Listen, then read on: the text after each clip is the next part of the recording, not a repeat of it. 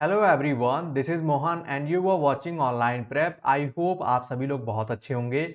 आज की इस क्लास में हम लोग एक बहुत ही इंटरेस्टिंग और इम्पॉर्टेंट लर्निंग थ्योरी पढ़ेंगे, जिसका नाम आप सभी लोग स्क्रीन पे देख सकते हैं, पावलोव्स क्लासिकल कंडीशनिंग थियरी। इसको हिंदी में पावलोव का शास्त्रीय अनुबंधन सिद्धांत भी कहते हैं। ये काफी इंपॉर्टेंट और इंटरेस्टिंग है, तो आप सभी लोग क्लास को एंड तक देखेंगे, जिससे कि आपको कंप्लीट इंफॉर्मेशन मिले इस थियरी के बारे में। इससे पहले वाली क्लास में हम लोगों ने स्किनर की थ्योरी को पढ़ा था, और उससे पिछले वाली क्लास में, प्रीवियस क्लास में, हम लोगों ने थॉर्नडाइक के थ्योरी को पढ़ा था। अगर आप में से जो भी स्टूडेंट इन क्लासेस को नहीं देखे हैं, तो आपको इस वीडियो के डिस्क्रिप्शन में इनका लिंक मिल जाएगा, उससे आप देख पाएंगे, क्योंकि आज के क्लास में हम लोग थोड़ा कंपैरिजन भी करेंगे। और आप सभी लोग इसमें देख सकते हैं। सबसे पहले हम लोग पॉइंट फर्स्ट की बात करें, तो इस सिद्धांत का प्रतिपादन जो है वो नोबेल पुरस्कार विजेता रूसी अर्थ शरीर शास्त्री जो है इवान पेट्रोविच पावलोव ने किया था। आप सभी लोग पावलोव जी को देख सकते हैं। ये 1904 में इन्होंने इस थियरी पर वर्क किया। आपको बता दें, एग्जाम में कभी कभी आता है किस देश से संबंधित है, तो ये रशिया से थे, रूसी। और ये क्या थे, तो ये शरीर शास्त्री थे, फिजियोलॉजिस्ट थे, जो कि एक मेडिकल की फील्ड है। लेकिन इनके एक्सपेरिमेंट ने इनको एजुकेशन के फील्ड में ला दिया। काफी इंटरेस्टिंग है, आप सभी लोग ध्यान से देखेंगे। और ये नोबेल पुरस्कार भी इनको मिल चुका है। इनका जो सब्जेक्ट था एक्सपेरिमेंट का, जिसको प्रयोज्य या प्रयोग का कहते हैं, वो डॉग के ऊपर, एक कुत्ते के ऊपर था। जैसा हम लोगों ने पिछली क्लास में देखा था कि स्किनर ने चूहे और कबूतर के ऊपर किया था, थॉर्नडाइक ने बिल्ली के ऊपर किया था। तो ये आप सभी लोगों को याद भी हो गया होगा। याद नहीं है तो एक बार लिख लें आप सभी लोग। हम लोग बात कर लेते हैं जो पावलोव का सिद्धांत है। आपको बता दें, ये काफी इंटरेस्टिंग भी है, और ये आपके न सिर्फ सेमेस्टर सिलेबस, बल्कि आपके जितने भी एग्जाम होंगे फ्यूचर में, उसमें भी हमेशा आता है, उससे क्वेश्चन पूछे जाते हैं। पावलोव के सिद्धांत को अन्य नामों से भी जाना जाना जाता है। कई राइटर्स इसको अलग अलग नामों से भी जानते हैं, जैसा कि हम लोग सभी थ्योरी में इस चीज पे ज्यादा फोकस कर रहे थे। जैसे यहाँ पे शास्त्रीय अनुबंधन का सिद्धांत मैंने आपको बता ही दिया। अनुकूलित अनुक्रिया का सिद्धांत भी कहा जाता है, इंग्लिश में इसको कंडीशनड रिस्पॉन्स या सीआर थियरी कहते हैं। ये सीआर थियरी इसलिए इंपॉर्टेंट है क्योंकि हम लोगों ने पिछली क्लास में जब स्किनर की थियरी पढ़ रहे थे, तो इसको आरएस थियरी का नाम दिया था। जब थॉर्नडाइक की क्लास में थे, तो उसमें एसआर थियरी, मतलब स्टिमुलस रिस्पॉन्स थियरी। यहाँ पर कंडीशन और आपका रिस्पॉन्स थियरी इसका दूसरा नाम है। एक और नाम है जिसको संबद्ध प्रतिक्रिया का सिद्धांत कहते हैं, जिसको एसोसिएटिव रेस्पॉन्सेस का नाम यहाँ पे वो मिसप्रिंट है, एसोसिएटिव रेस्पॉन्सेस थियरी का नाम देते हैं, या रिफ्लेक्सेस थियरी का नाम इसी थियरी को कहते हैं। एक और नाम है अधिगम का। प्राचीन और परंपरागत सिद्धांत की बात की जाए, ट्रेडिशनल थियरी ऑफ लर्निंग, तो वो भी इसी थियरी को कहते हैं। टाइप एस थियरी भी कहते हैं। ये क्यों कहते हैं, ये हम लोग जब इस क्लास को देख लेंगे, इस एक्सपेरिमेंट को समझ लेंगे, तो चीजें क्लियर हो जाएंगी। मैं लास्ट में आप लोगों को फिर से बता दूंगा। इसको एक और नाम से जानते हैं, अनुकूलित प्रत्यावर्तन का सिद्धांत। इसको इंग्लिश में आप देख पाएंगे, यहाँ पे लिखा है कंडीशनड रिफ्लेक्स थियरी। तो अब थियरी क्या थी, तो आ जाइए फाइनली इस थियरी पे। सबसे पहले आप सभी लोग इस इमेज में देख सकते हैं कि इस थियरी, मतलब ये जो थियरी है, इसके लिए एक्सपेरिमेंट किया पावलोव ने। उसके लिए उन्होंने एक स्ट्रक्चर तैयार किया, एक लकड़ी का, आप देख सकते हैं यहाँ पे कुछ इस तरीके से, जिसमें इस कुत्ते को रखा गया, और कुत्ते के सामने एक बीकर रखा गया, जिसमें इसको खाने के लिए दिया जाएगा, या आप बॉल कह लीजिए। फिर यहाँ पे उसके मुंह में इस तरीके से एक पाइप एडजस्ट की गई, जिस पाइप को यहाँ पे लाकर इसके सलाइवा को, यहाँ पे amount of saliva recorded here, यहाँ पे उसके सलाइवा को देखने के लिए कि कितने अमाउंट में उसका सलाइवा आ रहा है। और यहाँ पे एक तरीके से आप कह सकते हैं कि ये कुछ इसके सामने से खाना रखने के लिए ये बनाया गया, और इस कुत्ते को इस तरीके से खड़ा किया गया कि ये ज्यादा मूव न कर पाए। ये आपको एक आउटलाइन पता हो गई इस थियरी के बारे में। अब हम लोग जान लेते हैं कि किस तरीके से पावलोव ने इस पर एक्सपेरिमेंट किया। आपको एक और इंटरेस्टिंग चीज बता दें कि ये आईपी पावलोव जो थे, इन्होंने कोई जानबूझकर, या मतलब पहले से प्री डिसाइडेड नहीं थे इस थियरी पे एक्सपेरिमेंट के लिए। ये एक्चुअली डाइजेस्टिव थियरी अब पे काम कर रहे थे, डाइजेस्टिव सिस्टम पे काम कर रहे थे। और अचानक से जब इन्होंने इसके कुछ सिम्टम्स देखे इस डॉग के, तो ये आ गए एजुकेशन फील्ड में, और इन्होंने लर्निंग थियरी पे वर्क करना शुरू कर दिया। तो थोड़ा इंटरेस्टिंग है। और इसके लिए इन्होंने कई कुत्तों पर एक्सपेरिमेंट किया, न सिर्फ एक कुत्तों पर।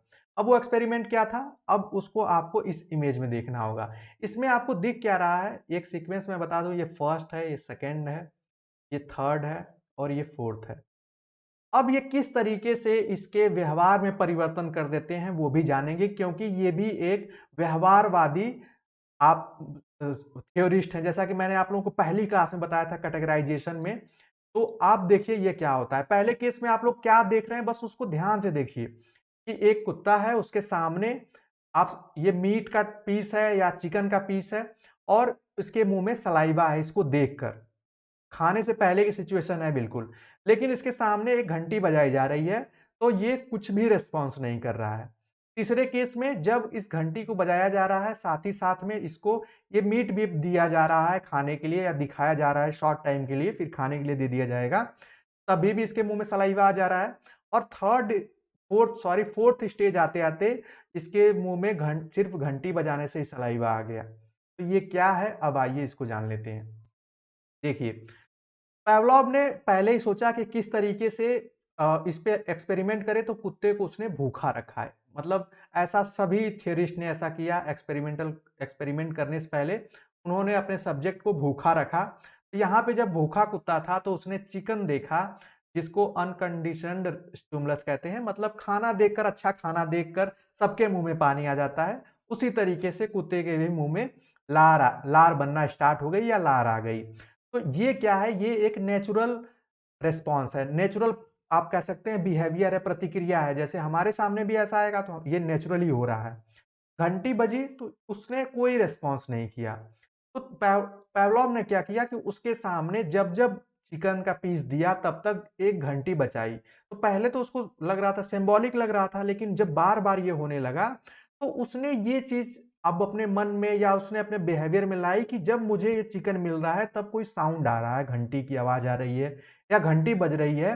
तो जब ये कंडीशन ड्यूरिंग कंडीशनिंग जब ये कई बार रिपीट किया गया यही प्रोसेस कि उसको 10 बार जब चिकन दिया गया तब घंटी बजा दी गई, पहले थोड़ा-सा बाद में।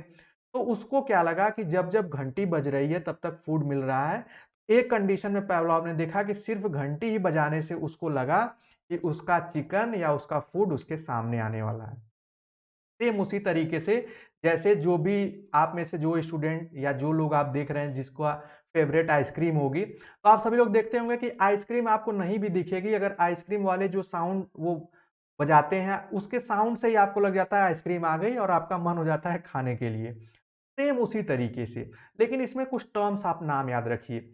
जो नेचुरल जो स्टिमुलस है, स्टिमुलस का मतलब क्या है, उद्दीपन का मतलब क्या है, मैंने आपको पहले ही क्लास में बहुत ही डिटेल में बताया है कि इसको प्रेरक कहते हैं या उत्तेजना कहते हैं। कोई भी ऐसी चीज़ जिससे हमारे व्यवहार में तुरंत सडन के लिए चेंज चेंज या आप कह सकते हैं कि हम एक्शन में आ जाते हैं, तो वो हमारे लिए क्या है, वो हमारे लिए स्टिमुलस है। तो यहाँ पे इसको मैंने डिटेल में बताया है, प्रेरक, उत्तेजक जो हमारे व्यवहार में परिवर्तन कर दे वो उत्तेजना है। तो उसी तरीके से इसके लिए ये फूड है, क्योंकि फूड काफ़ी कोरिलेट होता है, इसलिए सारे थ्योरिस्ट ने और जितने भी ये साइकोलॉजिस्ट हैं इन्होंने इसी पर एक्सपेरिमेंट किया है। अब जब इसके सामने घंटी बजाई गई तो इसको नेचुरल स्टिमुलस कहा गया, लेकिन इसने कोई रिस्पॉन्स नहीं किया। ये जो आप फेस देख रहे हैं, ये जो मैंने लिखा है यूसीएस का मतलब अनकंडीशन्ड यहाँ पे स्टिमुलस है। तो लार जो है ये भी अनकंडीशन्ड है, मतलब नेचुरल रिस्पॉन्स है। जब एक कंडीशन डाली गई कि सिर्फ घंटी बजाई गई तो उसने कोई रिस्पॉन्स नहीं किया। जब भोजन प्लस घंटी मतलब भोजन के साथ जब घंटी बजाई गई तब भी उसके मुँह में लार आ रही थी। तो आप ये भी सोच सकते हैं, हो सकता है कि उसको सिर्फ इसी पे फ़ोकस्ड हो और उसके मुँह में लार आ रही हो, सैलिवेशन हो रहा हो, लेकिन जब उसको इन दोनों के साथ एक साथ मर्ज करके जब चीज़ें प्रोवाइड की जा रही थी एक ही टाइम पर, तो उसने ये जान लिया या उसके व्यवहार में इस तरीके का परिवर्तन हो गया कि लास्ट में सिर्फ़ घंटी बजाने से ही उसके मुँह में लार बनने लगी। तो ये काफ़ी इम्पोर्टेंट है। यहाँ पे सीएस का मतलब है कंडीशन्ड स्टिमुलस और सीआर का मतलब है कंडीशंस रिस्पॉन्सेस। इसको अगर आप हिंदी में कहेंगे तो आप कहेंगे कि सीएस जो है इसको आप स्वाभाविक, यहाँ पे आप देख पाएँगे मैंने नोट में पहले से ही हिंदी में भी लिख दिया है। स्वाभाविक उद्दीपक नेचुरल या अनकंडीशन स्टिमुलस, अस्वाभाविक का मतलब कंडीशन्ड, अस्वाभाविक जिसमें कंडीशन डाल दी गई। अब यही पूरी थ्योरी जो है कि किस तरीके से आप देख लीजिए कि जब इस पिक्चर सेकंड में देख लीजिए और फोर्थ में कंपेयर कर लीजिए कि जब सेकंड मतलब इससे पहले जब इसके सामने घंटी बजाई जा रही थी, तो वो कोई रिस्पॉन्स नहीं कर रहा था। लेकिन पेवलॉव ने उसको ये सिखा दिया कि इस 4th स्टेज तक आते-आते उसके सामने घंटी बज रही है। ये घंटी कुछ भी हो सकती थी, यहाँ पे सिटी भी हो सकती थी, डोरबेल भी हो सकती थी, साउंड भी हो सकता था या कुछ भी ऐसा इंडिकेशन हो सकता था। अब यहाँ पे 4th स्टेज में उसने जब ये सिखा दिया, तो अब उसके बाद वो सिर्फ़ घंटी पर ही रिस्पॉन्स करने लगा। तो उसने इस कुत्ते को ये सिखा दिया कि जब उसके सामने खाना आने से पहले घंटी बजेगी और ये वो सीख गया, उसके व्यवहार में ये चीज़ें आ गई। यही ओवरऑल एक्सपेरिमेंट था पावलोव का। इससे ज़्यादा कुछ भी नहीं है और आई होप आप इन चीज़ों को तो बिल्कुल डिटेल में समझ गए होंगे। आप लास्ट ये भी देख सकते हैं अनुकूलित अनुक्रिया क्या है?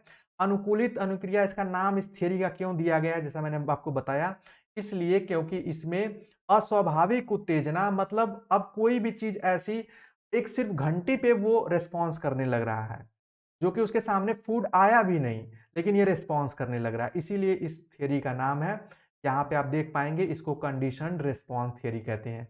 कंडीशन लाई गई ऐसी कि उस पे रिस्पॉन्स करने लगा इसीलिए इसको सीआर थ्योरी कहते हैं, जैसा मैंने स्टार्टिंग में ही बताया।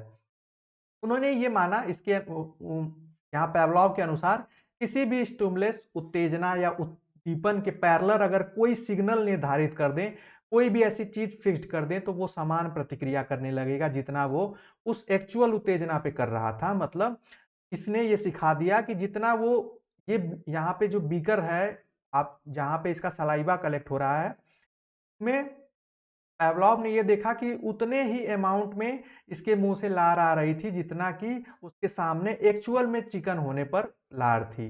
तो इससे ये पता चला साइकोलॉजिकली कि वो उसी तरीके से रिस्पॉन्स कर रहा है इस घंटी पर भी, इस बेल पर भी। तो ये एक इनका ओवरऑल जो था ये कंक्लूजन था। अब इससे इम्प्लीकेशन क्या होता है, एजुकेशनल इम्प्लीकेशन क्या है कि कैसे शैक्षिक निहितार्थ है इन सारी चीज़ों को सिखाने के लिए कि हम जब भी कोई चीज़ बच्चों को सिखाएँ, तो उनसे रिलेटेड जैसे होता है ना कि आप उनकी डेली लाइफ से रिलेटेड एग्ज़ाम्पल्स बताएँ, उनके डेली लाइफ से रिलेटेड प्रॉब्लम्स को शेयर करें, जिससे कि वो इन सारी चीज़ों को समझ पाएँ। इसका मतलब है कि जब आप कोई चीज़ जैसे यहाँ देखिए कोरिलेट कर दिया गया, जब आप कोई चीज़ कोरिलेट करके बताते, समझाते, पढ़ाते, सिखाते हैं, तो वो कंपैरेटिवली ज़्यादा समझ में आती है कि कोई नई चीज़ इंट्रोड्यूस करें। अगर कोई डायरेक्ट आपको स्पेस के बारे में बताने लगे तो आपको समझ में नहीं आएगा। लेकिन जब धीरे-धीरे किसी चीज़ से कोरिलेट करके जब बताया जाता है, तब आपको समझ में आता है, ये ही साइकोलॉजी है एक्चुअली। आई होप आप इन चीज़ों को समझ गए होंगे।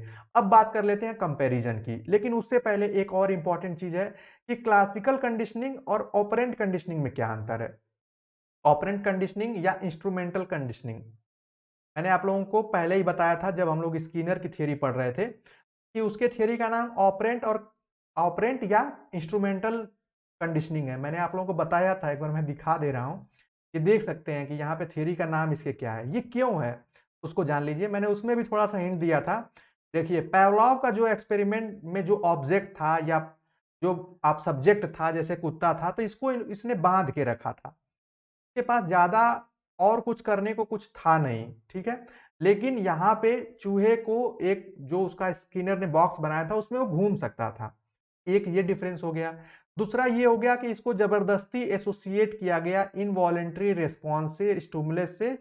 मतलब इसको ज़बरदस्ती कि उसको चिकन की जगह इससे रिप्लेस करके उसको रिस्पॉन्स करने के लिए आप कह सकते हैं फ़ोर्स किया गया कि और वो उसको सीख गया। लेकिन इसके स्किनर की थ्योरी में ऐसा नहीं था। वो वॉलंटियरी बिहेवियर था, मतलब वो जब उसको भूख लगती तब जाके उस लीवर पे चूहा प्रेस करता। ये बेसिक सा अंतर है और भी ढेर सारे अंतर हैं क्योंकि इसने स्किनर ने किस पे फ़ोकस किया, तो स्किनर ने पुनर्बलन पे फ़ोकस किया कि जब-जब ये मेहनत करे उसके बदले उसको कुछ न कुछ दो। यहाँ पे इसने क्या सिखाने के लिए किया कि जो चीज़ वो पहले से जानता है, जिस चीज़ से वो पहले से मतलब आप परिचित है, उसी चीज़ से कोई नई चीज़ कोरिलेट कर दो। तो ये काम पावलोव ने अपनी थ्योरी में किया कि किसी पुरानी परिचित नेचुरल चीज़ से उसको नई चीज़ को कोरिलेट कर दो और यहाँ पे ऐसा कुछ नहीं था। वो उसके लिए नई प्रॉब्लम थी कि उसको कैसे फूड मिले और जैसे-जैसे फूड मिलता था वैसे-वैसे उसको और प्रेस करता था और उसने वो सीख गया कि ग्रीन लाइट जलेगी तब नहीं मिलेगा, रेड लाइट पे जलेगा, साउंड आएगा तब जलेगा। ये स्किनर की थ्योरी थी। और जो हम लोग जब थॉर्नडाइक की थ्योरी पढ़ रहे थे तो वो प्रॉब्लम बेस्ड थ्योरी थी, क्योंकि बिल्ली को एक प्रॉब्लम दी गई थी और उस इस बॉक्स में, पजल बॉक्स में बिल्ली को रखा गया था जिसमें कि उसे एक प्रॉब्लम सॉल्व करनी थी। तो ये मैं एक बार रिवाइज कर दे रहा हूं। इसमें वो प्रॉब्लम सॉल्व कर रही थी, इसीलिए इसको प्रॉब्लम और सॉल्यूशन बेस्ड थ्योरी भी कहा गया। स्कीनर की थ्योरी में पुनर्बलन काफी इंपॉर्टेंट था कि उसको खाने के लिए वो इनफ दे रहा था जब जब वो मेहनत कर रहा था, मतलब जब वो अपना दिमाग लगा रहा था या भूख लग रही थी, जैसे वो चीजों को टच कर रहा था तो उसके सामने उसके खाने की चीजें आ जा रही थी। और स्कीनर ने ऐसा कुछ नहीं किया। स्कीनर ने सिखाने के लिए उससे उसके पीछे जो नेचुरल चीज है, नेचुरल आप कह सकते हैं कि जो उद्दीपन है उसको लाया और उससे जोड़ दिया किसी नए उद्दीपन को, या जो नेचुरल नहीं है। जैसे घंटी पे किसी के मुंह में पानी नहीं आएगा, लेकिन जब हम जान लेते हैं कि आइसक्रीम वाला की ये घंटी है, तब हमारे मुंह में, या गोलगप्पे वाले की घंटी है, तब हमारे मुंह में पानी आता है, कि हम एक दूसरे से जोड़ के सीख पाते हैं। तो ये थी ओवरऑल थियरी आपके पावलोव की। आई होप आज की इस क्लास में ये सारी चीजें समझ में आई होंगी। मैंने बहुत ही कम समय में कोशिश की है एक इंटरेस्टिंग वे में आप लोगों को समझाया जा सके। इसके आगे की क्लासेस भी जल्द ही आप लोगों को मिलेगी। आप सभी लोग इन चीज़ों को नोट कर लें, स्क्रीनशॉट ले लें, जिससे कि आगे जब हम लोग और चीज़ें पढ़ें तो उसमें आप लोगों को आसानी हो। तो मिलते हैं नेक्स्ट क्लास में नेक्स्ट टॉपिक के साथ। तब तक के लिए bye bye, take care and keep watching.